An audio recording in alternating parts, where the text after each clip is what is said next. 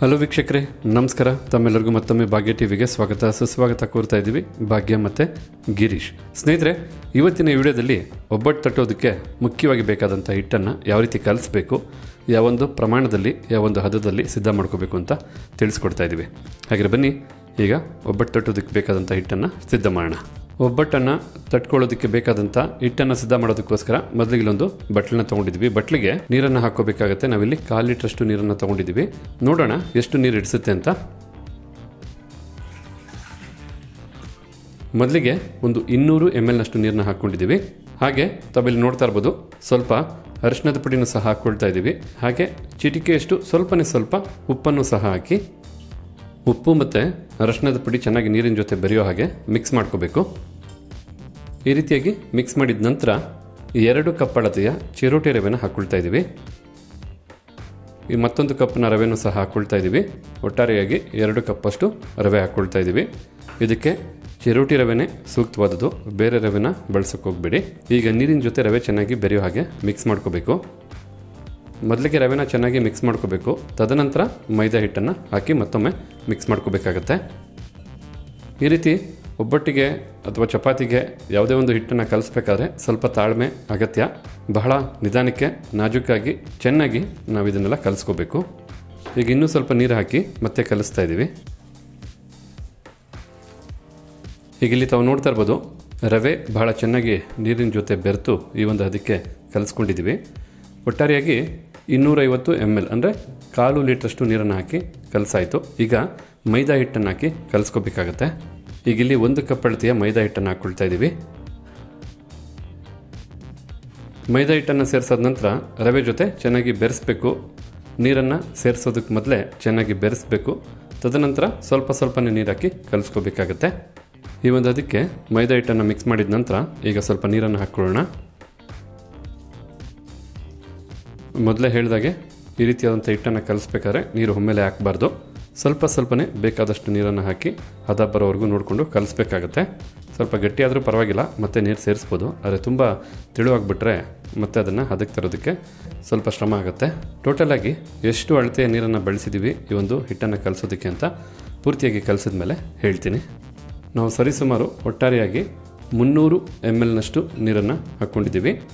ಎಷ್ಟು ಚೆನ್ನಾಗಿ ಎಷ್ಟು ನಾಜೂಕಾಗಿ ಈ ರೀತಿ ಮಿದ್ಕೊಳ್ತಿರೋ ಈ ಒಂದು ಹಿಟ್ಟನ್ನು ಅಷ್ಟು ಸಾಫ್ಟಾಗಿ ಅಷ್ಟು ಚೆನ್ನಾಗಿ ಬರುತ್ತೆ ನಾವು ಮಾಡ್ತಕ್ಕಂಥ ಹೋಳಿಗೆ. ಈ ರೀತಿ ಮೈದಾ ಹಿಟ್ಟು ಮತ್ತು ಸ್ವಲ್ಪ ನೀರನ್ನು ಸೇರಿಸಿ ರವೆ ಜೊತೆಗೆ ಮೈದಾ ಹಿಟ್ಟನ್ನು ಚೆನ್ನಾಗಿ ಬೆರೆಸಿ ಕಲಸಾದ ನಂತರ ಈಗ 1 ಟೇಬಲ್ ಸ್ಪೂನಷ್ಟು ಎಣ್ಣೆನ ಹಾಕಿ ಕಲಿಸ್ಕೋಬೇಕಾಗತ್ತೆ.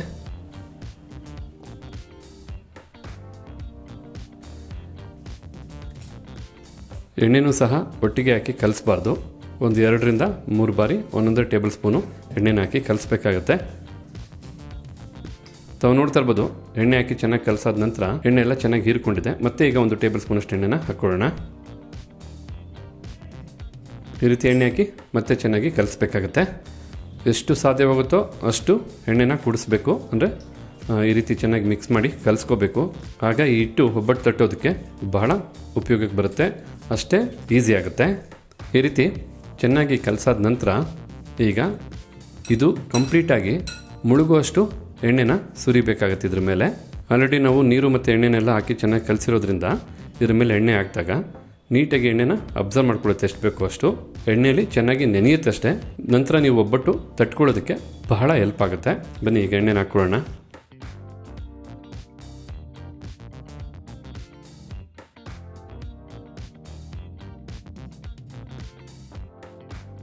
ನೋಡಿದ್ರಲ್ಲ, ಈ ರೀತಿಯಾಗಿ ಹಿಟ್ಟನ್ನು ಕಲಸಿ ನೀಟಾಗಿ ಮೇಲೆ ಮುಳುಗುವಷ್ಟು ಎಣ್ಣೆನ ಹಾಕಾದ ನಂತರ ಒಂದು ತಟ್ಟೆನ ಮುಚ್ಚಿ ಸರಿಸುಮಾರು ಏನಿಲ್ಲ ಅಂದರೂ 2 ಗಂಟೆಗಳ ಕಾಲ ಹಾಗೆ ಇಡಬೇಕಾಗತ್ತೆ.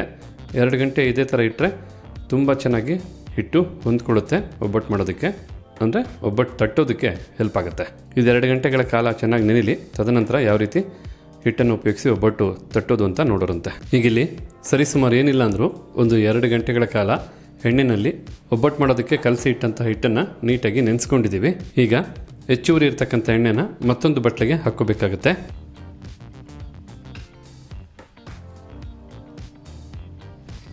ಹೆಚ್ಚುವರಿ ಎಣ್ಣೆನೂ ಸಹ ಹೊರತೆಗೆದಾದ ನಂತರ ಈಗ ಮತ್ತೆ ಚೆನ್ನಾಗಿ ಮಿದ್ದಿ ಕಲಿಸ್ಕೋಬೇಕಾಗತ್ತೆ.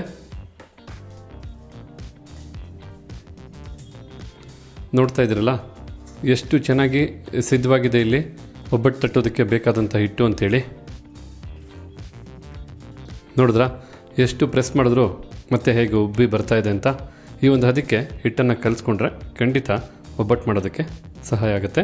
ಬನ್ನಿ ಈಗ ಒಬ್ಬಟ್ಟು ತಟ್ಕೊಂಡು ಒಂದು ಒಬ್ಬಟ್ಟನ್ನು ಸಿದ್ಧ ಮಾಡ್ಕೊಳ್ಳೋಣ. ಒಂದು ಒಬ್ಬಟ್ಟು ಮಾಡೋದಕ್ಕೆ ಎಷ್ಟು ಬೇಕೋ ಅಷ್ಟು ತೊಗೋಬೇಕಾಗತ್ತೆ. ಈ ಒಂದು ಹದಕ್ಕೆ ನಾವು ಯಾವ ರೀತಿಯಾದಂಥ ಒಂದು ಒಬ್ಬಟ್ಟಿನ ಹೂರಣ ಸೈಜ್ ಮಾಡ್ಕೊಳ್ತೀವೋ ಆ ಸೈಜ್ಗೆ ಈ ರೀತಿಯಾಗಿ ಹಿಟ್ಟನ್ನು ತೊಗೊಂಡ್ರೆ ಸಾಕಾಗುತ್ತೆ. ಕಲಿಸಿದಂಥ ಹಿಟ್ಟನ್ನು ಒಬ್ಬಟ್ಟು ತಟ್ಟೋದಕ್ಕೆ ಬೇಕಾದ್ರೆ ಮೊದಲೇ ಸಹ ಈ ರೀತಿ ಉಂಡೆ ಮಾಡಿ ಇಟ್ಕೋಬೋದು, ಅಥವಾ ಒಂದೊಂದು ಒಬ್ಬಟ್ಟು ಮಾಡಬೇಕಾದ್ರೂ ಎಷ್ಟು ಬೇಕೋ ಅಷ್ಟು ಹಿಟ್ಟನ್ನು ತೊಗೊಂಡು ಉಂಡೆ ಮಾಡ್ಕೋಬೋದು. ಬನ್ನಿ ಈಗ ಒಂದು ಹಿಟ್ಟಲ್ಲಿ ಒಬ್ಬಟ್ಟನ್ನು ಸಿದ್ಧ ಮಾಡ್ಕೊಳ್ಳೋಣ. ಯಾವ ರೀತಿಯಾಗಿ ಒಬ್ಬಟ್ಟು ಬರುತ್ತೆ ಅಂತ ನೋಡೋರಂತೆ. ಈಗಿಲ್ಲಿ ಒಬ್ಬಟ್ಟು ತಟ್ಟೋದಕ್ಕೋಸ್ಕರ ಒಂದು ಒಬ್ಬಟ್ಟು ತಟ್ಟೋದಕ್ಕೆ ಅಥವಾ ರೋಟಿ ತಟ್ಟೋದಕ್ಕೆ ಬಳಸ್ತಕ್ಕಂಥ ಶೀಟನ್ನು ತೊಗೊಂಡಿದ್ದೀನಿ. ಶೀಟಿನ ಮೇಲೆ ಮೊದಲಿಗೆ ಸ್ವಲ್ಪ ಎಣ್ಣೆನ ಸವರ್ಕೊಳ್ಳೋಣ. ನೀವು ಒಬ್ಬಟ್ಟನ್ನ ಮಾಡ್ಕೊಳ್ಳೋದಕ್ಕೆ ಈ ರೀತಿಯಾದಂಥ ಶೀಟನ್ನು ಬಳಸ್ಬೋದು, ಬೇಕಿದ್ರೆ ಬಾಳೆ ಎಲೆ ಮೇಲೂ ತಟ್ಬೋದು. ನಂತರ ಈಗ ನಾವು ರೆಡಿ ಮಾಡಿದಂಥ ಒಬ್ಬಟ್ಟು ತಟ್ಟೋದಕ್ಕೆ ಬೇಕಾದಂಥ ಹಿಟ್ಟನ್ನು ಇಟ್ಟು ನೀಟಾಗಿ ಮೇಲೆ ಎಣ್ಣೆನ ಸವರಿ ತಟ್ಕೋಬೇಕಾಗತ್ತೆ ಒಬ್ಬಟ್ಟನ್ನ. ನೋಡಿ ಈ ರೀತಿ ತಟ್ತಾ ಸ್ಪ್ರೆಡ್ ಮಾಡ್ಕೋಬೇಕು. ಈಗ ನಾವು ಮೊದಲೇ ಸಿದ್ಧ ಮಾಡಿದಂಥ ಒಬ್ಬಟ್ಟು ತಟ್ತಕ್ಕಂಥ ಹಿಟ್ಟಲ್ಲಿಟ್ಟು ನೀಟಾಗಿ ಕವರ್ ಮಾಡಬೇಕಾಗತ್ತೆ. ನೀಟಾಗಿ ಕವರ್ ಮಾಡೋದಕ್ಕೆ ಮೊದಲು ಒಮ್ಮೆ ಪ್ರೆಸ್ ಮಾಡ್ಕೋಬೇಕು. ನೋಡಿ ಈ ರೀತಿಯಾಗಿ.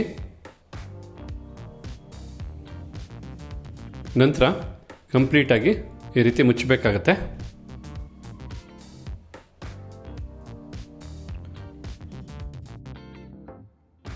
ಈಗ ಇದಕ್ಕೆ ಮೇಲೆ ಸ್ವಲ್ಪ ಎಣ್ಣೆನ ಹಾಕಿ ಈಗ ಉಲ್ಟಾ ತಿರುಗಿಸಿ ನೀಟಾಗಿ ತಟ್ಟಬೇಕಾಗತ್ತೆ. ನೀವು ಬೇಕಾದರೆ ಒಬ್ಬಟ್ಟನ್ನು ಮಂದಕ್ಕೂ ತಟ್ಕೋಬೋದು, ತೆಳ್ಳಕ್ಕೂ ತಟ್ಕೋಬೋದು, ತಮ್ಮ ಇಚ್ಛಾನುಸಾರ. ನೋಡ್ತಾ ಇದ್ರಲ್ಲ ಎಷ್ಟು ಚೆನ್ನಾಗಿ ಒಬ್ಬಟ್ಟು ಸಿದ್ಧವಾಗ್ತಾ ಇದೆ ಅಂತ. ಈ ರೀತಿಯಾದಂಥ ಒಬ್ಬಟ್ಟು ತಟ್ಟತಕ್ಕಂಥ ಶೀಟ್ ತಮಗೂ ಬೇಕು ಅಂದರೆ ಬೇಕಾದ್ರೆ ಡಿಸ್ಕ್ರಿಪ್ಷನ್ ಬಾಕ್ಸಲ್ಲಿ ಲಿಂಕ್ ಕೊಟ್ಟಿರ್ತೀನಿ, ಆನ್ಲೈನ್ ಲಿಂಕು ತರಿಸ್ಕೋಬೋದು.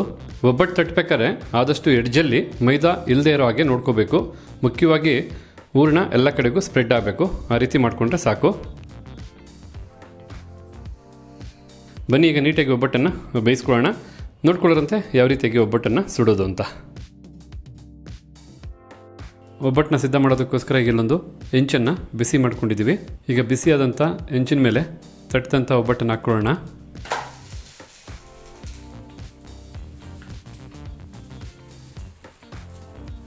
ಈ ರೀತಿ ಹೆಂಚಿನ ಮೇಲೆ ಒಬ್ಬಟ್ಟನ್ನು ಹಾಕಾದ ನಂತರ ಮೇಲೆ ಸ್ವಲ್ಪ ಎಣ್ಣೆನ ಹಾಕೋಬೇಕಾಗತ್ತೆ. ತಮ್ಮ ಇಚ್ಛಾನುಸಾರ ಒಬ್ಬಟ್ಟಿಗೆ ಬೇಕಿದ್ರೆ ಎಣ್ಣೆ ಅಥವಾ ತುಪ್ಪದಿಂದನೂ ಸಹ ಬೇಯಿಸ್ಕೋಬೋದು. ನಾವಿಲ್ಲಿ ಮೀಡಿಯಂ ಫ್ಲೇಮಲ್ಲಿ ಒಬ್ಬಟ್ಟನ್ನು ಬೇಯಿಸ್ಕೊಳ್ತಾ ಇದ್ದೀವಿ. ಮೇಲಿರ್ತಕ್ಕಂಥ ಹಸಿ ಎಲ್ಲ ಚೆನ್ನಾಗಿ ಬೇಯಬೇಕು. ತದನಂತರ ನಾವು ತಿರುಗಿಸಿ ಮತ್ತೊಂದು ಕಡೆ ಬೇಯಿಸ್ಕೋಬೇಕಾಗತ್ತೆ. ನೋಡ್ತಾ ಇದ್ರಲ್ಲ ಎಷ್ಟು ಸಾಫ್ಟಾಗಿ ಬರ್ತಾ ಇದೆ ಒಬ್ಬಟ್ಟು ಅಂತೇಳಿ. ನಾವು ಕಲಿಸಿದಂಥ ಹಿಟ್ಟು ಯಾವ ಅದಕ್ಕೆ ಸಿದ್ಧವಾಗಿದೆ ನೋಡಿ. ಈಗ ಒಂದು ಕಡೆ ಚೆನ್ನಾಗಿ ಬೆಂದಿದೆ, ಮತ್ತೊಂದು ಕಡೆನೂ ಸಹ ತಿರುಗಿಸಿ ಬೇಯಿಸ್ಕೋಬೇಕಾಗತ್ತೆ.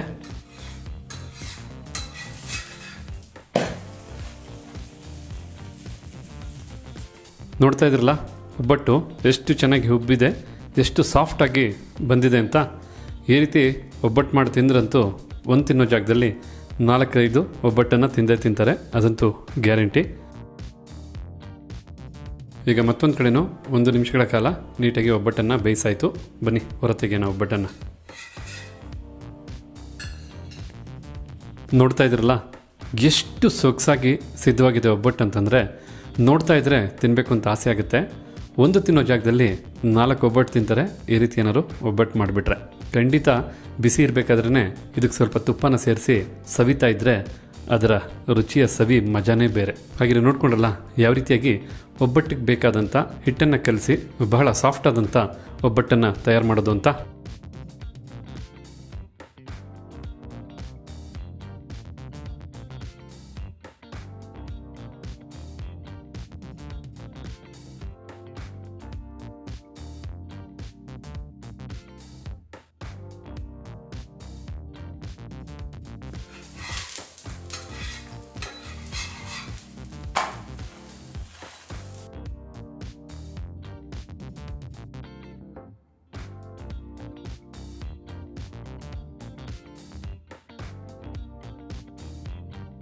ಸ್ನೇಹಿತರೆ, ಇಂದಿನ ವಿಡಿಯೋದಲ್ಲಿ ಒಬ್ಬಟ್ಟು ಮಾಡೋದಕ್ಕೆ ಬೇಕಾದಂಥ ಹಿಟ್ಟನ್ನು ಯಾವ ರೀತಿ ಕಲಸಿ ಸಿದ್ಧ ಮಾಡ್ಕೊಳ್ಳೋದು ಅಂತೇಳಿ ತೋರಿಸಿದ್ವಿ.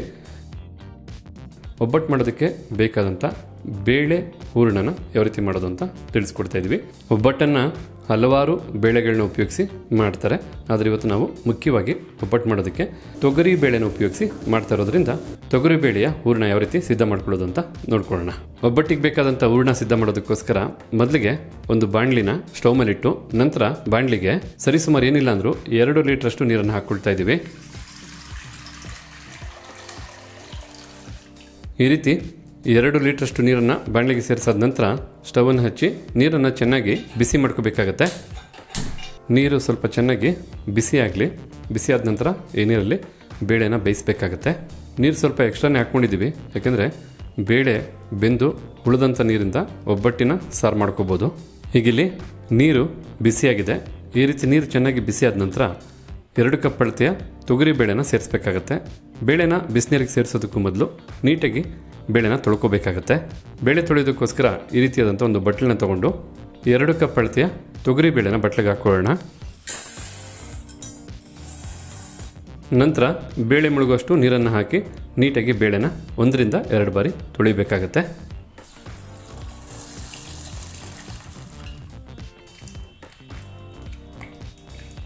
ಈ ರೀತಿಯಾಗಿ ಬೇಳೆನ ತೊಳೆದಾದ ನಂತರ ಈಗ ಚೆನ್ನಾಗಿ ಬಿಸಿಯಾದಂಥ ನೀರಿಗೆ ಈಗ ತೊಳೆದಂಥ ಬೇಳೆನ ಬಿಸಿನೀರಿಗೆ ಹಾಕ್ಕೊಳ್ಳೋಣ. ಬೇಳೆನ ಬಿಸಿನೀರಿಗೆ ಹಾಕಿದ ನಂತರ ಒಮ್ಮೆ ಮಿಕ್ಸ್ ಮಾಡ್ಕೋಬೇಕು. ಬೇಳೆ ಚೆನ್ನಾಗಿ ತೊಳೆದಿರೋದ್ರಿಂದ ನೀಟಾಗಿ ಬಿಡಿ ಬಿಡಿ ಆಗುತ್ತೆ. ಈಗ ನಾವಿಲ್ಲಿ ಹೈ ಫ್ಲೇಮಲ್ಲೇ ಬೇಳೆನ ಬೇಯಿಸ್ಕೊಳ್ತಾ ಇದ್ದೀವಿ. ಬೇಳೆನ ಎಷ್ಟೊತ್ತು ಬೇಯಿಸಬೇಕು ಮತ್ತು ಯಾವೊಂದು ಹದಕ್ಕೆ ಬೇಳೆನ ಬೇಯಿಸ್ಕೋಬೇಕು ಅನ್ನೋದನ್ನು ಬೇಳೆ ಬೆಂದಾದ ನಂತರ ಆ ಟೈಮಿಂಗ್ಸ್ನ ತಿಳಿಸ್ಕೊಡ್ತೀವಿ. ಮುಖ್ಯವಾಗಿ ಇನ್ನೊಂದು ವಿಚಾರ ಅಂದರೆ ಯಾವಾಗಲೇ ನೀವು ತೊಗರಿ ಬೇಳೆನ ಉಪಯೋಗಿಸಿ ಒಬ್ಬಟ್ಟು ಮಾಡೋದಾದರೆ ಈ ರೀತಿ ಓಪನ್ ಆಗಿ ಬೇಳೆನ ಬೇಯಿಸ್ಕೋಬೇಕಾಗತ್ತೆ. ಆಗಲೇ ನಾವು ಒಬ್ಬಟ್ಟಿನ ಹೂರಣಕ್ಕೆ ಬೇಕಾದಂಥ ಸರಿಯಾದ ಹದದಲ್ಲಿ ನೋಡಿ ಬೇಳೆನ ಬೇಯಿಸ್ಕೊಳ್ಳೋದಕ್ಕೆ ಸಾಧ್ಯ ಆಗ್ತಕ್ಕಂಥದ್ದು. ಈಗ ಇಲ್ಲಿ ನೋಡ್ತಾ ಇರ್ಬೋದು, ಸ್ವಲ್ಪ ಹೊತ್ತಿನ ನಂತರ ಬೇಳೆ ಬಹಳ ಚೆನ್ನಾಗಿ ಬೇಯ್ತಿದೆ. ಈ ಒಂದು ಸಂದರ್ಭದಲ್ಲಿ ಈ ರೀತಿ ಒಮ್ಮೆ ಮಿಕ್ಸ್ ಮಾಡ್ಕೋಬೇಕು. ಈ ರೀತಿ ಮಿಕ್ಸ್ ಮಾಡ್ಕೊಳ್ಳೋದ್ರಿಂದ ಬೇಳೆ ಬಹಳ ಚೆನ್ನಾಗಿ ಮತ್ತು ಎಲ್ಲ ಬೇಳೆನೂ ಸಹ ಬೇಯೋದಕ್ಕೆ ಹೆಲ್ಪ್ ಆಗುತ್ತೆ. ಈ ರೀತಿ ಮಿಕ್ಸ್ ಮಾಡಿದ ನಂತರ ಇನ್ನೂ ಸ್ವಲ್ಪ ಹೊತ್ತು ಬೇಳೆನ ಬೇಯಿಸ್ಕೊಳ್ತಾ ಇದ್ದೀವಿ. ತಾವಿಲ್ಲಿ ನೋಡ್ತಾ ಇರ್ಬೋದು, ಬೇಳೆನ ಬಹಳ ಚೆನ್ನಾಗಿ ಬೇಯಿಸ್ಕೊಂಡಿದ್ದೀವಿ. ಒಂದು 25 ರಿಂದ 30 ನಿಮಿಷ ಐ ಫ್ಲೇಮಲ್ಲೇ ಬೇಳೆನ ಚೆನ್ನಾಗಿ ಬೇಯಿಸ್ಕೊಂಡಿದ್ದೀವಿ. ಕೆಲವೊಮ್ಮೆ ಬೇಳೆ ಅಥವಾ ಬೇಳೆಯ ಕ್ವಾಲಿಟಿ ಮೇಲೆ ಡಿಪೆಂಡ್ ಆಗುತ್ತೆ ಎಷ್ಟೊತ್ತು ಬೇಯಿಸಬೇಕು ಅಂತಕ್ಕಂಥದ್ದು. ತಾವೀಗ ಇಲ್ಲಿ ನೋಡ್ಕೋಬೋದು, ಬೇಳೆ ಯಾವೊಂದು ಹದದವರೆಗೂ ಬೇಯಿಸಬೇಕು ಅಂತೇಳಿ ನೋಡ್ತಾ ಇದ್ದೀರಲ್ಲ, ಈ ಒಂದು ಹದದವರೆಗೂ ಬೇಳೆನ ಬೇಯಿಸ್ಕೋಬೇಕಾಗತ್ತೆ. ಇನ್ನೂ ಕರೆಕ್ಟಾಗಿ ಹೇಳಬೇಕಂತಂದರೆ ನೋಡ್ತಾ ಇದ್ದೀರಲ್ಲ, ಬೆಂದಂಥ ಬೇಳೆನ ಈ ರೀತಿ ಪ್ರೆಸ್ ಮಾಡಿದಾಗ ಗಟ್ಟಿ ಇರಬಾರ್ದು, ಈ ಮಟ್ಟಕ್ಕೆ ಪುಡಿ ಪುಡಿ ಆಗಬೇಕು. ಅಲ್ಲಿವರೆಗೂ ಇದನ್ನು ಬೇಯಿಸ್ಕೊಂಡ್ರೆ ಸಾಕಾಗುತ್ತೆ. ಈ ರೀತಿ ಒಮ್ಮೆ ನೀಟಾಗಿ ಮಿಕ್ಸ್ ಮಾಡಿದ ನಂತರ ಫ್ಲೇಮನ್ನು ಆಫ್ ಮಾಡ್ಕೊಳ್ಳೋಣ. ನಂತರ ಬೇಳೆ ಬಿಸಿ ಇರಬೇಕಾದ್ರೆ ಈಗ ಬೇಳೆಯಿಂದ ನೀರನ್ನು ಬೇರ್ಪಡಿಸ್ಕೋಬೇಕಾಗುತ್ತೆ. ಈ ಬೇಳೆನ ಬೇಯಿಸಿ ಬಸ್ತಂಥ ನೀರನ್ನೇ ನಾವು ಒಬ್ಬಟ್ಟಿನ ಸಾರು ಮಾಡ್ಕೊಳ್ಳೋದಕ್ಕೆ ಉಪಯೋಗಿಸೋದ್ರಿಂದ ಒಬ್ಬಟ್ಟಿನ ಸಾರಿನ ರುಚಿ ಅದ್ಭುತವಾಗಿರುತ್ತೆ. ಬೆಂದಂಥ ಬೇಳೆ ಮತ್ತು ನೀರನ್ನು ಬೇರ್ಪಡಿಸ್ಕೊಳ್ಳೋದಕ್ಕೋಸ್ಕರ ಈ ರೀತಿಯಾದಂಥ ಜಾಲರಿಗೆ ನೀಟಾಗಿ ಬೆಂದಂಥ ಬೇಳೆನ ಹಾಕ್ಕೋಬೇಕು. ನೀರಾಗ ನೀಟಾಗಿ ಸಪ್ರೇಟ್ ಆಗಿಬಿಡುತ್ತೆ. ಈ ರೀತಿಯಾಗಿ ಬೇಳೆಯಿಂದ ನೀರನ್ನು ಫಿಲ್ಟರ್ ಮಾಡಿದ ನಂತರ ನೀಟಾಗಿ ನೀರನ್ನು ಸೋರಿಸ್ಕೋಬೇಕಾಗುತ್ತೆ. ಬೇಳೆ ಬೇಯಿಸಿದಂಥ ನೀರು ಸಪ್ರೇಟ್ ಆಗಿದೆ. ತದನಂತರ ನಾವು ಒಬ್ಬಟ್ಟನ್ನು ಮಾಡೋದ ನಂತರ ಈ ಒಂದು ನೀರಿಂದನೇ ಒಬ್ಬಟ್ಟಿನ ರಸ ಮತ್ತು ಒಬ್ಬಟ್ಟಿನ ತಿಳಿಸಾರನ್ನು ಮಾಡ್ಕೊಳ್ಳೋಣ.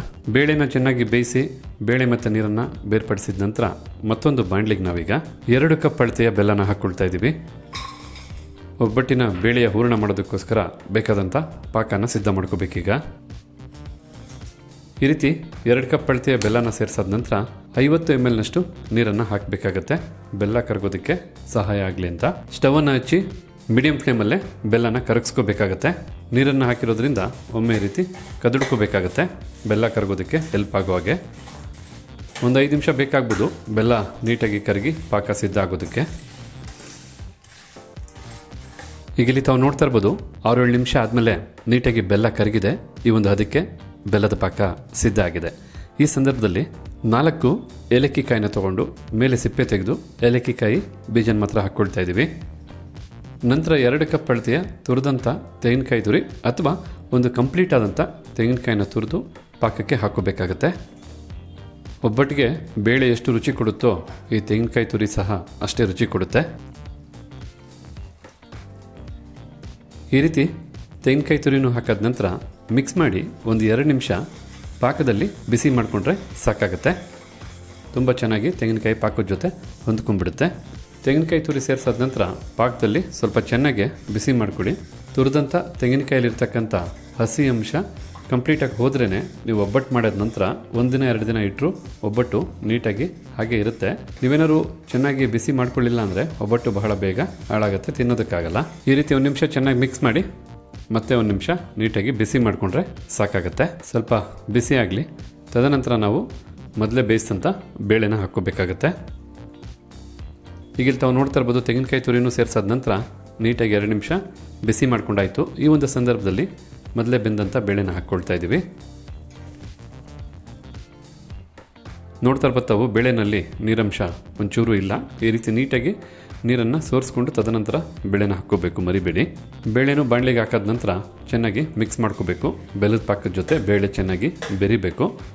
ಚೆನ್ನಾಗಿ ಮಿಕ್ಸ್ ಮಾಡಿಕೊಂಡು ಸರಿಸುಮಾರು ಏನಿಲ್ಲ ಅಂದರೂ 10 ನಿಮಿಷ ಈ ಬೇಳೆನ ಬೆಲ್ಲದ ಪಾಕದಲ್ಲಿ ಬಿಸಿ ಮಾಡಿಕೊಂಡು ಮತ್ತೆ ಬೇಯಿಸ್ಕೋಬೇಕಾಗತ್ತೆ. ಬೆಂದಂಥ ಬೇಳೆನ 10 ನಿಮಿಷಗಳ ಕಾಲ ಬೆಲ್ಲದ ಪಾಕದಲ್ಲಿ ಚೆನ್ನಾಗಿ ಬಿಸಿ ಮಾಡಿ ಬೇಯಿಸೋದ್ರಿಂದ ಹೆಚ್ಚುವರಿ ನೀರು ಆವಿಯಾಗುತ್ತೆ. ಮತ್ತು ಒಬ್ಬಟ್ಟು ಮಾಡೋದಕ್ಕೆ ಬೇಕಾದಂಥ ಹೂರಣನೂ ಸಹ ಗಟ್ಟಿಯಾಗುತ್ತೆ. ಒಬ್ಬಟ್ಟು ಮಾಡೋದಕ್ಕೆ ಬೇಕಾದಂಥ ಸರಿಯಾದ ಹೂರಣದ ಹದ ಸಿಗೋದಕ್ಕೆ ಹೆಲ್ಪ್ ಆಗುತ್ತೆ. ಈ ರೀತಿ ಬೇಳೆನ ಚೆನ್ನಾಗಿ ಮಿಕ್ಸ್ ಮಾಡಿದ ನಂತರ ಮೀಡಿಯಮ್ ಅಥವಾ ಹೈ ಫ್ಲೇಮಲ್ಲಿ ಚೆನ್ನಾಗಿ ಬೇಯಿಸ್ಕೋಬೇಕಾಗತ್ತೆ ಅಥವಾ ಬಿಸಿ ಮಾಡ್ಕೋಬೇಕಾಗತ್ತೆ. ಬೇಳೆನ 10 ನಿಮಿಷಗಳ ಕಾಲ ಏನು ಬೇಳೆನ ಪಾಕದಲ್ಲಿ ಬೇಯಿಸ್ತಿರಲ್ಲ, ತಳ ಹಿಡಿತಕ್ಕಂಥ ಪ್ರಮೇಯ ಇರುತ್ತೆ. ಆಗಾಗ ಈ ರೀತಿಯಾಗಿ ಮಿಕ್ಸ್ ಮಾಡ್ಕೋತಾ ಇರಬೇಕು. ಈ ರೀತಿ ಮಿಕ್ಸ್ ಮಾಡಿಕೊಂಡು ಬೇಯಿಸೋದ್ರಿಂದ ತಳ ಹಿಡಿಯೋದಿಲ್ಲ. ಈಗ ಇಲ್ಲಿ ತಾವು ನೋಡ್ತಾ ಇರ್ಬೋದು, ಒಂದು 10 ನಿಮಿಷ ಆದ ನಂತರ ತೇವಾಂಶ ಭಾಳ ಕಡಿಮೆ ಆಗಿದೆ. ಈಗೊಮ್ಮೆ ಮಿಕ್ಸ್ ಮಾಡ್ಕೋಬೇಕು. ಆಗಾಗ ಮಧ್ಯ ಸಹ ಈ ರೀತಿ ಮಿಕ್ಸ್ ಮಾಡ್ಕೊಂಡಿದ್ವಿ. ಈ ರೀತಿ ಮಿಕ್ಸ್ ಮಾಡ್ತಾ ಇದ್ದರೆ ನಿಜವಾಗ್ಲೂ ಈ ಒಬ್ಬಟ್ಟಿನ ಹೂರಣದ ಪರಿಮಳ ಎಷ್ಟು ಸೊಗಸಾಗಿರುತ್ತೆ ಅಂದರೆ ನಿಜವಾಗ್ಲೂ ಮನೆಯೆಲ್ಲ ಹರಡಿಬಿಡುತ್ತೆ, ಅಷ್ಟು ಚೆನ್ನಾಗಿರುತ್ತೆ. ಈ ರೀತಿ ಒಬ್ಬಟ್ಟಿನ ಪಾಕ ಸಿದ್ಧ ಮಾಡಿ ಒಂದು ಹೂರಣ ರೆಡಿ ಮಾಡಬೇಕಾದ್ರೆ ಗೊತ್ತಾಗ್ಬಿಡುತ್ತೆ ಯಾರ್ದೋ ಮನೇಲಿ ಇವತ್ತು ಒಬ್ಬಟ್ಟು ಮಾಡ್ತಾ ಇದ್ದಾರೆ ಅಂತ. ಬೇಕಿದ್ರೆ ಹಬ್ಬ ಹರಿದಿನದಲ್ಲಿ ಈ ರೀತಿ ಒಬ್ಬಟ್ಟು ಮಾಡಿದಾಗ ಈ ಒಂದು ಹಂತದಲ್ಲಿ ದೇವರ ನೈವೇದ್ಯಕ್ಕೂ ಸಹ ಇದನ್ನು ಉಪಯೋಗಿಸ್ಕೋಬೋದು. ಇನ್ನು ಫ್ಲೇಮನ್ನು ಆಫ್ ಮಾಡ್ಕೊಳ್ಳೋಣ. ನೀವೇನಾದರೂ ಮಿಕ್ಸಿ ಜಾರಲ್ಲಿ ಇದನ್ನು ರುಬ್ಕೊಂಡು ಹೂರಣನ ರೆಡಿ ಮಾಡ್ಕೊಳ್ಳೋದಾದರೆ ತಣ್ಣಗಾದ ನಂತರನೇ ರುಬ್ಕೊಬೇಕಾಗತ್ತೆ. ಗ್ರೈಂಡರಲ್ಲಿ ರುಬ್ಬೋದಾದರೆ ಖಂಡಿತ ಸ್ವಲ್ಪ ಬಿಸಿ ಬೇಕಾದ್ರೆ ರುಬ್ಕೊಬೋದು. ಈಗ ನಾವು ಗ್ರೈಂಡರಲ್ಲಿ ರುಬ್ತಾ ಇರೋದ್ರಿಂದ ಬಿಸಿ ಬಿಸಿಯಾಗೆ ಇದನ್ನು ರುಬ್ಕೊಳ್ತೀವಿ. ಈಗ ಒಮ್ಮೆಗೆ ರುಬ್ಬೋದಕ್ಕೆ ಎಷ್ಟು ಬೇಕೋ ಅಷ್ಟು ಬೇಳೆನ ಹಾಕ್ಕೊಳ್ತಾ ಇದ್ದೀವಿ. ನನ್ನ ಪ್ರಕಾರ ಮಿಕ್ಸಿ ಜಾರಲ್ಲಿ ರುಬ್ಬೋದಕ್ಕಿಂತ ಈ ರೀತಿ ಗ್ರೈಂಡರಲ್ಲಿ ರುಬ್ಬಿದ್ರೆ ರುಚಿ ಬಹಳ ಚೆನ್ನಾಗಿರುತ್ತೆ ಅಂತ. ಏಕೆಂದರೆ ಗ್ರೈಂಡರಲ್ಲಿ ಕಲ್ಲಲ್ಲಿ ರುಬ್ಬೋದ್ರಿಂದ ಹಳ್ಳಿ ಕಡೆ ಮಾಡ್ತಾರಲ್ಲ ಒಬ್ಬಟ್ಟು, ಆ ರುಚಿ ಸಿಗೋದಕ್ಕೆ ಖಂಡಿತ ಸ್ವಲ್ಪ ಸಹಾಯ ಆಗ್ಬೋದು ಅಂತ.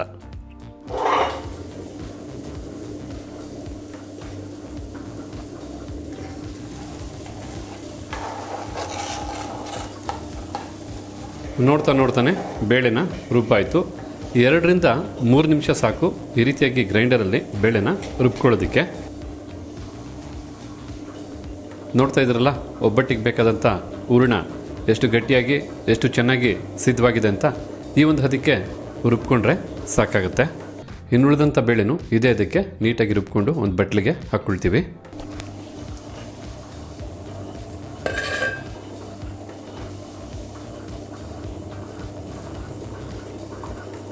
ಈಗ ಇಲ್ಲಿ ತಾವು ನೋಡ್ತಾ ಇರ್ಬೋದು, ಕಂಪ್ಲೀಟಾಗಿ ಬೇಳೆನೆಲ್ಲ ಈ ಹದಕ್ಕೆ ನುಣ್ಣಿಗೆ ರುಬ್ಬಿ ಒಬ್ಬಟ್ಟಿಗೆ ಬೇಕಾದಂಥ ಹೂರಣನ ಸಿದ್ಧ ಮಾಡಾಯಿತು.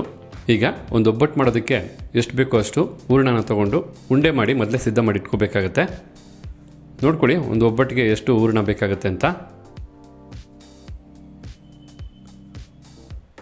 ಈ ಒಬ್ಬಟ್ಟನ್ನ ಯಾವೊಂದು ಸೈಜಲ್ಲಿ ಬೇಕಾದ್ರೂ ಮಾಡ್ಕೋಬೋದು.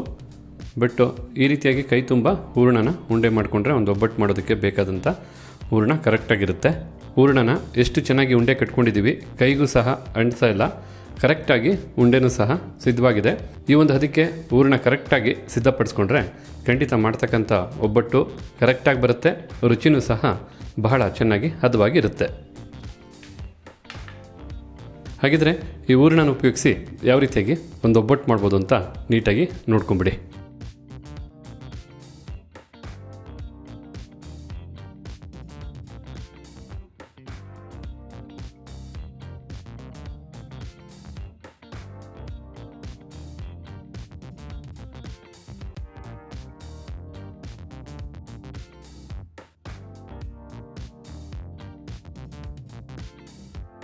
ಈಗ ಬಿಸಿಯಾದಂಥ ಹೆಂಚಿನ ಮೇಲೆ ತಟ್ಟದಂಥ ಒಬ್ಬಟ್ಟನ್ನು ಹಾಕ್ಕೊಳ್ಳೋಣ. ಈ ರೀತಿ ಹೆಂಚಿನ ಮೇಲೆ ಒಬ್ಬಟ್ಟನ್ನು ಹಾಕಾದ ನಂತರ ಮೇಲೆ ಸ್ವಲ್ಪ ಎಣ್ಣೆನ ಹಾಕೋಬೇಕಾಗತ್ತೆ. ತಮ್ಮ ಇಚ್ಛಾನುಸಾರ ಒಬ್ಬಟ್ಟಿಗೆ ಬೇಕಿದ್ರೆ ಎಣ್ಣೆ ಅಥವಾ ತುಪ್ಪದಿಂದನೂ ಸಹ ಬೇಯಿಸ್ಕೋಬೋದು. ನಾವಿಲ್ಲಿ ಮೀಡಿಯಂ ಫ್ಲೇಮಲ್ಲಿ ಒಬ್ಬಟ್ಟನ್ನು ಬೇಯಿಸ್ಕೊಳ್ತಾ ಇದ್ದೀವಿ. ಮೇಲಿರ್ತಕ್ಕಂಥ ಹಸಿ ಎಲ್ಲ ಚೆನ್ನಾಗಿ ಬೇಯಬೇಕು. ತದನಂತರ ನಾವು ತಿರುಗಿಸಿ ಮತ್ತೊಂದು ಕಡೆ ಬೇಯಿಸ್ಕೋಬೇಕಾಗತ್ತೆ. ನೋಡ್ತಾ ಇದ್ರಲ್ಲ ಎಷ್ಟು ಸಾಫ್ಟಾಗಿ ಬರ್ತಾ ಇದೆ ಒಬ್ಬಟ್ಟು ಅಂತೇಳಿ. ಹೂರಣ ಎಷ್ಟು ಚೆನ್ನಾಗಿ ಹೊಂದ್ಕೊಂಡಿದೆ ಒಬ್ಬಟ್ಟಿನ ಜೊತೆ ನೋಡಿ. ಈಗ ಒಂದು ಕಡೆ ಚೆನ್ನಾಗಿ ಬೆಂದಿದೆ, ಮತ್ತೊಂದು ಕಡೆನೂ ಸಹ ತಿರುಗಿಸಿ ಬೇಯಿಸ್ಕೋಬೇಕಾಗತ್ತೆ.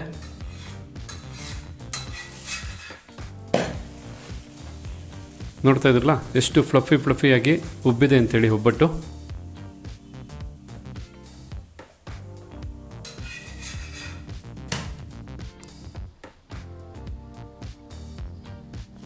ಒಬ್ಬಟ್ಟು ಎಷ್ಟು ಚೆನ್ನಾಗಿ ಉಬ್ಬಿದೆ, ಎಷ್ಟು ಸಾಫ್ಟಾಗಿ ಬಂದಿದೆ ಅಂತ. ಈಗ ಮತ್ತೊಂದು ಕಡೆನೂ 1 ನಿಮಿಷಗಳ ಕಾಲ ನೀಟಾಗಿ ಒಬ್ಬಟ್ಟನ್ನು ಬೇಯಿಸಾಯಿತು. ಬನ್ನಿ ಹೊರತೆಗೆಯೋಣ ಒಬ್ಬಟ್ಟನ್ನು. ಎಷ್ಟು ಚೆನ್ನಾಗಿ ಸಿದ್ಧವಾಗಿದೆ ಒಬ್ಬಟ್ಟು ಅಂತ. ಖಂಡಿತ ಹೂರಣನ ಒಂದು ಸರಿಯಾದ ಅದಕ್ಕೆ ಸಿದ್ಧ ಮಾಡಿಕೊಂಡ್ರೆ ಈ ರೀತಿಯಾದಂಥ ಒಬ್ಬಟ್ಟನ್ನು ಪಡೆಯೋದಕ್ಕೆ ಸಾಧ್ಯ. ಬರೀ ಹೂರಣ ಅಷ್ಟೇ ಅಲ್ಲ, ಒಬ್ಬಟ್ಟಿಗೆ ಬೇಕಾದಂಥ ಹಿಟ್ಟನ್ನು ಸಹ ನೀಟಾಗಿ ಕಲಿಸ್ಕೊಂಡ್ರೆ ಇವೆರಡರ ಕಾಂಬಿನೇಷನಲ್ಲಿ ಈ ರೀತಿಯಾದಂಥ ಒಬ್ಬಟ್ಟನ್ನು ಸಿದ್ಧ ಮಾಡ್ಕೋಬೋದು. ಹಾಗೆ ನೀವು ನೋಡ್ತಾ ಇದ್ರಲ್ಲ ಒಬ್ಬಟ್ಟು ಎಷ್ಟು ಚೆನ್ನಾಗಿ ಮೂಡಿ ಬಂದಿದೆ ಅಂತ. ಹಾಗೆ ನಾವು ತಯಾರು ಮಾಡೋದಂಥ ಹೂರಣ ಸಹ ಎಷ್ಟು ಚೆನ್ನಾಗಿ ಒಬ್ಬಟ್ಟು ಮಾಡೋದಕ್ಕೆ ಸಹಕಾರಿ ಆಯಿತು ಅಂತ ನೋಡೋರಲ್ಲ. ಈ ರೀತಿಯಾದಂಥ ಹೂರಣ ತಯಾರು ಮಾಡಿ ಒಬ್ಬಟ್ಟನ್ನ ಮಾಡಿ ನೋಡಿ. ಒಬ್ಬಟ್ಟು ಮಾಡೋದಕ್ಕೂ ಅನುಕೂಲ ಇರುತ್ತೆ, ಜೊತೆಗೆ ಒಬ್ಬಟ್ಟು ಮಾಡೋದ ನಂತರ ಒಳ್ಳೆ ರುಚಿನೂ ಸಹ ಒಳಗೊಂಡಿರುತ್ತೆ ಅಂತ.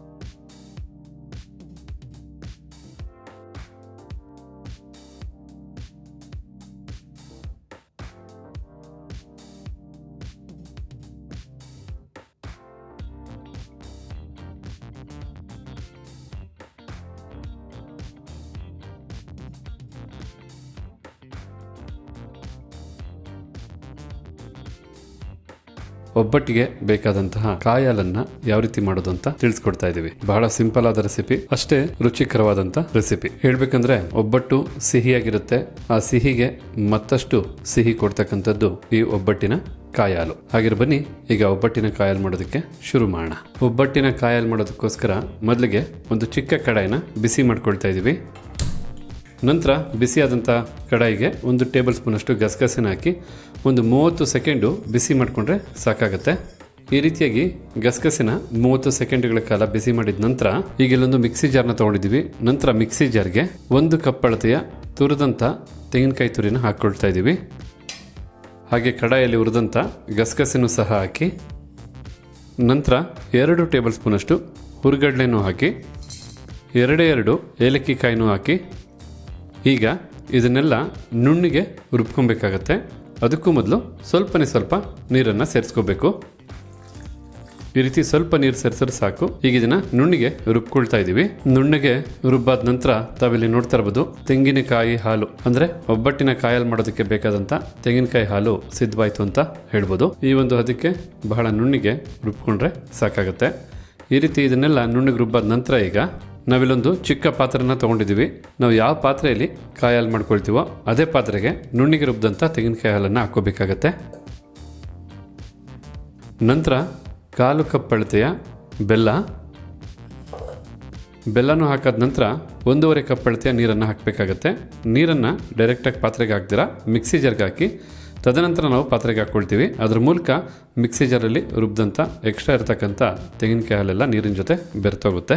ನೋಡಿ, ನಾವು ತೊಗೊಂಡಂಥ 1.5 ಕಪ್ ಅಳತೆಯ ನೀರನ್ನು ಮಿಕ್ಸಿ ಜಾರ್ಗೆ ಹಾಕಿದ್ದೀವಿ. ಈಗ ಈ ನೀರನ್ನು ಪಾತ್ರೆಗೆ ಹಾಕ್ಕೊಳ್ತೀವಿ. ಈ ರೀತಿ ಪಾತ್ರೆಗೆ ನೀರನ್ನು ಸಹ ಹಾಕಾದ ನಂತರ ಈಗ ಸ್ಟವನ್ನು ಹಚ್ಚಿ ಮೀಡಿಯಂ ಫ್ಲೇಮಲ್ಲೇ ಒಂದು 5 ನಿಮಿಷ ಕುದಿಸ್ಕೋಬೇಕಾಗತ್ತೆ. 5 ನಿಮಿಷ ಕುದಿಸ್ತಕ್ಕಂಥ ಸಮಯದಲ್ಲಿ ಬೆಲ್ಲ ಎಲ್ಲ ಚೆನ್ನಾಗಿ ಕರಗಬೇಕು. ಅದಕ್ಕೋಸ್ಕರ ಒಮ್ಮೆ ಮೊದಲೇ ನೀಟಾಗಿ ಮಿಕ್ಸ್ ಮಾಡ್ಕೋಬೇಕಾಗತ್ತೆ. ಭಾಳ ಸಿಂಪಲ್ ಆದ ರೆಸಿಪಿ, ಬಟ್ ಅಷ್ಟೇ ವ್ಯಾಲ್ಯೂ ಇರ್ತಕ್ಕಂಥ ರೆಸಿಪಿ ಅಂದರೆ ಖಂಡಿತ ತಪ್ಪಿಲ್ಲ. ಒಬ್ಬಟ್ಟಿಗಂತೂ ಒಳ್ಳೆ ರುಚಿ ಕೊಡ್ತಕ್ಕಂಥ ರೆಸಿಪಿ. ಈ ರೀತಿಯಾದಂಥ ಕಾಯಿ ಹಾಲನ್ನ ಬರೀ ಒಬ್ಬಟ್ಟಿಗಷ್ಟೇ ಅಲ್ಲ, ಒತ್ತು ಶಾವಿಗೆ ಮಾಡಿದಾಗಲೂ ಸಹ ಮಾಡಿಕೊಂಡ್ರೆ ಬಹಳ ಸೊಗಸಾದ ರುಚಿನ ಪಡಿಬೋದು. ಓಕೆ, 5 ನಿಮಿಷ ಚೆನ್ನಾಗಿ ಕುದ್ದು ಬಿಸಿಯಾಗಲಿ, ಜೊತೆಗೆ ಬೆಲ್ಲನೂ ಕರಗಲಿ, ತದನಂತರ ನೋಡೋಣಂತೆ. ಈಗಿಲ್ಲಿ ಒಂದು 2 ನಿಮಿಷ ಚೆನ್ನಾಗಿ ಬಿಸಿಯಾಗಿದೆ, ಜೊತೆಗೆ ಬೆಲ್ಲನೂ ಸಹ ಕರಗಿದೆ. ತಾವಿಲ್ಲಿ ನೋಡ್ತಾ ಇರ್ಬೋದು. ಬೆಲ್ಲ ಕರಗಾದ ನಂತರ ಮತ್ತೆ ಇನ್ನೂ ಒಂದು 3 ನಿಮಿಷಗಳ ಕಾಲ ಇದನ್ನು ಚೆನ್ನಾಗಿ ಬಿಸಿ ಮಾಡಿ ಕುದಿಸ್ಕೋಬೇಕು. ಮಧ್ಯೊಮ್ಮೆ ಈ ರೀತಿ ಚೆನ್ನಾಗಿ ಮಿಕ್ಸ್ ಮಾಡೋದ್ರಿಂದ ಕರಗದಂಥ ಬೆಲ್ಲ ಚೆನ್ನಾಗಿ ಕಾಯಿ ಹಾಲಿನ ಜೊತೆ ಬೆರೆಯೋದಕ್ಕೆ ಹೆಲ್ಪ್ ಆಗುತ್ತೆ. ಈಗ ಇಲ್ಲಿ ತಾವು ನೋಡ್ತಾ ಇರ್ಬೋದು ಕಾಯಿ ಹಾಲು ಬಹಳ ಚೆನ್ನಾಗಿ ಕಾದು ಉಕ್ಕಿ ಬರ್ತಾ ಇದೆ. ಈ ಸಂದರ್ಭದಲ್ಲಿ ಫ್ಲೇಮನ್ನು ಆಫ್ ಮಾಡಿಕೊಂಡ್ರೆ ಸಾಕಾಗುತ್ತೆ. ಈ ರೀತಿ ಫ್ಲೇಮನ್ನು ಆಫ್ ಮಾಡಿದ ನಂತರ ತಾವಿಲ್ಲಿ ನೋಡ್ತಾ ಇರ್ಬೋದು ಭಾಳ ಸೊಗಸಾದಂಥ ಒಬ್ಬಟ್ಟಿಗೆ ಒಳ್ಳೆ ಕಾಂಬಿನೇಷನ್ ಆದಂಥ ಒಬ್ಬಟ್ಟಿನ ಕಾಯಿ ಹಾಲು ಸಿದ್ಧವಾಗಿದೆ. ಈಗ ಇದು ಕಂಪ್ಲೀಟಾಗಿ ಸಿದ್ಧವಾಗಿರೋದ್ರಿಂದ ಒಮ್ಮೆ ನೀಟಾಗಿ ಮಿಕ್ಸ್ ಮಾಡ್ಕೊಂಬಿಡೋಣ. ನೋಡಿದ್ರಾ ಎಷ್ಟು ಚೆನ್ನಾಗಿ ಎಷ್ಟು ಸೊಗಸಾಗಿ ಸಿದ್ಧವಾಗಿದೆ ಕಾಯಿ ಹಾಲು ಅಂತ. ಹಾಗಿದ್ರೆ ಮತ್ತೆ ಆಗ್ತಡ ನೀವು ಸಹ ನಿಮ್ಮ ಮನೆಗಳಲ್ಲಿ ಒಬ್ಬಟ್ಟು ಅಥವಾ ಒತ್ತು ಶಾವಿಗೆ ಮಾಡಿದಾಗ ಈ ರೀತಿಯಾದಂಥ ಕಾಯಿ ಹಾಲನ್ನು ಮಾಡಿಕೊಂಡು ಸವಿಬೋದು.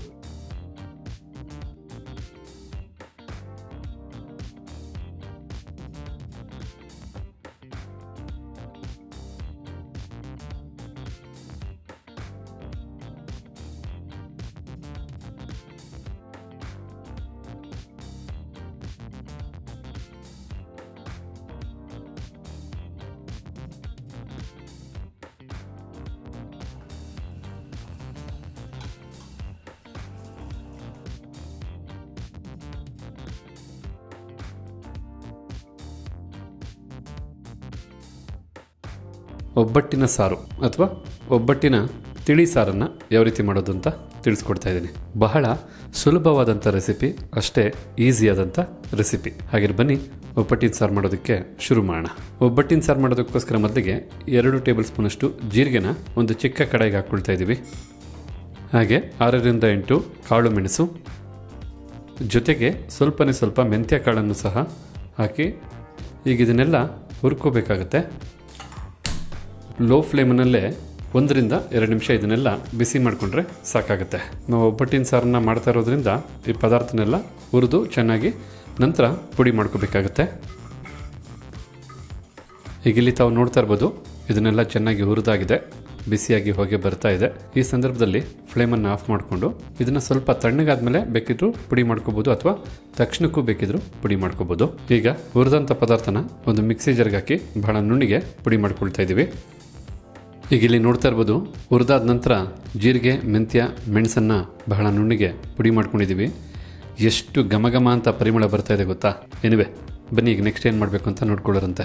ನಂತರ ನಾವು ಸ್ಟವ್ ಮೇಲೆ ಒಂದು ಪಾತ್ರನ ಇಟ್ಕೊಂಡಿದ್ದೀವಿ. ಪಾತ್ರೆನ ಬಿಸಿ ಮಾಡಿಕೊಂಡು ಬಿಸಿಯಾದಂಥ ಪಾತ್ರೆಗೆ 2 ಟೇಬಲ್ ಸ್ಪೂನಷ್ಟು ಎಣ್ಣೆನ ಹಾಕಿ ಎಣ್ಣೆನೂ ಸಹ ಬಿಸಿ ಮಾಡ್ಕೋಬೇಕು. ಎಣ್ಣೆ ಬಿಸಿಯಾದ ನಂತರ ಸ್ವಲ್ಪ ಸಾಸಿವೆನ ಹಾಕ್ಕೊಳ್ತಾ ಇದ್ದೀವಿ. ಈ ರೀತಿ ಸಾಸಿವೆನೂ ಸಿಡಿದಾದ ನಂತರ ಚಿಟಿಕೆಯಷ್ಟು ಇಂಗು ಹಾಗೆ 1 ಗಡ್ಡೆ ಬೆಳ್ಳುಳ್ಳಿ ನೀಟಾಗಿ ಸಿಪ್ಪೆ ತೆಗೆದು ಈ ರೀತಿ ಜಜ್ಜಿ ಹಾಕ್ಕೊಳ್ತಾ ಇದ್ದೀವಿ. ಹಾಗೆ 6ರಿಂದ 8 ಖಾರದ ಮೆಣಸಿನಕಾಯಿನ ಮಧ್ಯಕ್ಕೆ ಮುರಿದು ಹಾಕ್ಕೊಳ್ತಾ ಇದ್ದೀವಿ. ಜೊತೆಗೆ ಸ್ವಲ್ಪ ಕರಿಬೇವಿನ ಸೊಪ್ಪನ್ನು ಹಾಕಿ ಇದನ್ನೆಲ್ಲ 1 ನಿಮಿಷಗಳ ಕಾಲ ನೀಟಾಗಿ ಎಣ್ಣೆಯಲ್ಲಿ ಫ್ರೈ ಮಾಡ್ಕೋಬೇಕು. ಆದಷ್ಟು ಲೋ ಫ್ಲೇಮಲ್ಲೇ ಈ ರೀತಿ ಒಗ್ಗರಣೆನ ಸಿದ್ಧ ಮಾಡ್ಕೋಬೇಕಾಗತ್ತೆ. ಈ ರೀತಿಯಾಗಿ 1 ನಿಮಿಷಗಳ ಕಾಲ ಇದನ್ನೆಲ್ಲ ಎಣ್ಣೆಯಲ್ಲಿ ಫ್ರೈ ಮಾಡಿದ ನಂತರ ನೋಡ್ತಾ ಇದ್ದೀರಲ್ಲ, ಒಬ್ಬಟ್ಟು ಮಾಡಬೇಕಾದ್ರೆ ಬೇಳೆನ ಚೆನ್ನಾಗಿ ಬೇಯಿಸಿ ಬಸ್ತಂತ ನೀರಿದು ಈ ನೀರನ್ನು ಪಾತ್ರೆಗೆ ಹಾಕ್ಕೊಳ್ತಾ ಇದ್ದೀವಿ. ಒಬ್ಬಟ್ಟಿನ ಸಾರಿಗೆ ನಿಜವಾದ ರುಚಿ ಕೊಡೋದ್ರಲ್ಲಿ ಮುಖ್ಯವಾದ ಪಾತ್ರ ವಹಿಸುತ್ತೆ ಈ ಬೇಳೆ ಬೇಯಿಸಿ ಬಸ್ತಂತ ನೀರು. ಬೇಳೆ ಬೇಯಿಸಿ ಬಸ್ತಂತ ನೀರನ್ನು ಸೇರಿಸಾದ ನಂತರ 1 ನಿಂಬೆ ಹಣ್ಣು ಗಾತ್ರದಷ್ಟು ಹುಣಸೆ ಹಣ್ಣನ್ನು ತಗೊಂಡು ನೀಟಾಗಿ ನೀರಲ್ಲಿ ಕಿವುಚಿ ಆ ಹುಣಸೆಹಣ್ಣು ನೀರನ್ನು ಸಹ ಪಾತ್ರೆಗೆ ಹಾಕ್ಕೊಳ್ತಾ ಇದ್ದೀವಿ. ನಾವಿಲ್ಲಿ ಸರಿಸುಮಾರು ಏನಿಲ್ಲ ಅಂದರೂ 1ರಿಂದ 1.5 ಲೀಟ್ರಷ್ಟು ನೀರನ್ನು ಬಳಸಿದ್ದೀವಿ. ಎಕ್ಸ್ಟ್ರಾ ನೀರನ್ನು ಹಾಕ್ತಕ್ಕಂಥ ಅಗತ್ಯ ಇಲ್ಲ. ಬೇಳೆ ಬಸ್ತಂತ ನೀರೇ ಬಹಳ ಮುಖ್ಯ. ಬೇಕಿದ್ರೆ ಬೇಳೆ ಬೇಯಿಸ್ಬೇಕಾದ್ರೆ ಸ್ವಲ್ಪ ಎಕ್ಸ್ಟ್ರಾ ನೀರನ್ನು ಸೇರಿಸಿ ನೀವು ಸಿದ್ಧ ಮಾಡ್ಕೋಬೇಕಾಗತ್ತೆ ಮೊದಲೇ. ನಂತರ ಸ್ವಲ್ಪ ಅರಿಶಿಣದ ಪುಡಿ ಹಾಗೆ ಬೇಳೆನ ಬೇಯಿಸಿ ಬೆಲ್ಲದ ಪಾಕದ ಜೊತೆ ಸಿದ್ಧ ಮಾಡೋದಂಥ ಒಬ್ಬಟ್ಟಿಗೆ ಬೇಕಾದಂಥ ಹೂರಣ 2 ಟೇಬಲ್ ಸ್ಪೂನಷ್ಟು ಹಾಕ್ಕೊಳ್ತಾ ಇದ್ದೀವಿ. ಜೊತೆಗೆ 2 ಟೇಬಲ್ ಸ್ಪೂನಷ್ಟು ತುರಿದಂಥ ತೆಂಗಿನಕಾಯಿ ತುರಿ, ಇನ್ನು ಆಗಲೇ ಹುರಿದು ಪುಡಿ ಮಾಡೋದಂಥ ಜೀರಿಗೆ ಮತ್ತು ಮೆಣಸಿನ ಪುಡಿ, ಎಲ್ಲದಕ್ಕಿಂತ ಮುಖ್ಯವಾಗಿ ರುಚಿಗೆ ತಕ್ಕಷ್ಟು ಉಪ್ಪನ್ನು ಸಹ ಹಾಕಿ ಸ್ವಲ್ಪ ಕೊತ್ತಂಬರಿ ಸೊಪ್ಪನ್ನು ಮೇಲೆ ಈ ರೀತಿ ಉದುರಿಸಿ ಈಗ ಎಲ್ಲ ಪದಾರ್ಥನೂ ಚೆನ್ನಾಗಿ ಬೆರೆಯೋ ಹಾಗೆ ಒಮ್ಮೆ ಮಿಕ್ಸ್ ಮಾಡ್ಕೋಬೇಕು.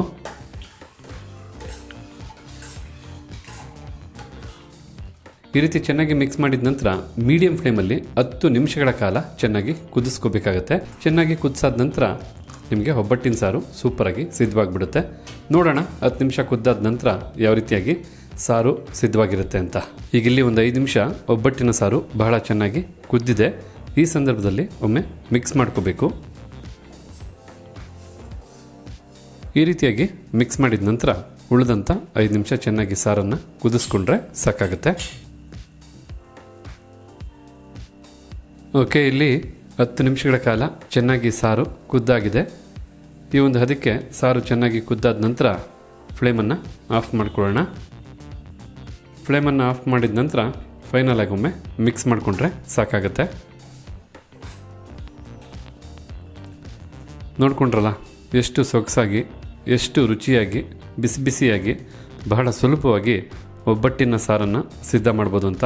ಈ ಒಬ್ಬಟ್ಟಿನ ಸಾರು ಮಾಡೋದಕ್ಕೆ ಎಷ್ಟು ಸಿಂಪಲ್ ಅನಿಸುತ್ತೋ ಇದರ ರುಚಿ ಮಾತ್ರ ಅಷ್ಟೇ ಅಮೋಘವಾದದ್ದು. ಈ ರೀತಿಯಾದಂಥ ಸಾರನ್ನು ಮಾಡಿ ಹಪ್ಪಳ ಜೊತೆಗೆ ಸ್ವಲ್ಪ ಉಪ್ಪಿನಕಾಯಿನ ನಂಚ್ಕೊಂಡು ತಿಂತಾ ಇದ್ರಂತೂ ಪರಮಾನಂದ ಅಂತಲೇ ಹೇಳ್ತೀನಿ. ಖಂಡಿತ ಒಬ್ಬಟ್ಟು ಮಾಡಿದಾಗ ಈ ರೀತಿಯಾದಂಥ ಸಾರನ್ನು ಒಮ್ಮೆ ಮಾಡಿ ನೋಡಿ, ಮಾಡಿ ಹೇಗಿತ್ತು ಅಂತ ನಮಗೂ ತಿಳಿಸಿ. ಹಾಗೆ ಇವತ್ತು ನಾವು ಮಾಡಿ ತಿಳಿಸಿದಂಥ ಈ ಒಬ್ಬಟ್ಟಿನ ಸಾರಿನ ರೆಸಿಪಿ ತಮಗೆಲ್ಲರಿಗೂ ಇಷ್ಟ ಆಗಿದೆ ಅಂತ ತಿಳ್ಕೊಂಡಿದ್ದೀನಿ. ಇಷ್ಟ ಆಗಿದ್ರೆ ಈ ವಿಡಿಯೋಗೊಂದು ಲೈಕ್ ಮಾಡಿ, ಜೊತೆಗೆ ತಮ್ಮ ಅನಿಸಿಕೆ ಅಭಿಪ್ರಾಯ ಏನಿದೆ ಅನ್ನೋದನ್ನು ತಿಳಿಸೋದನ್ನು ಮರಿಬೇಡಿ.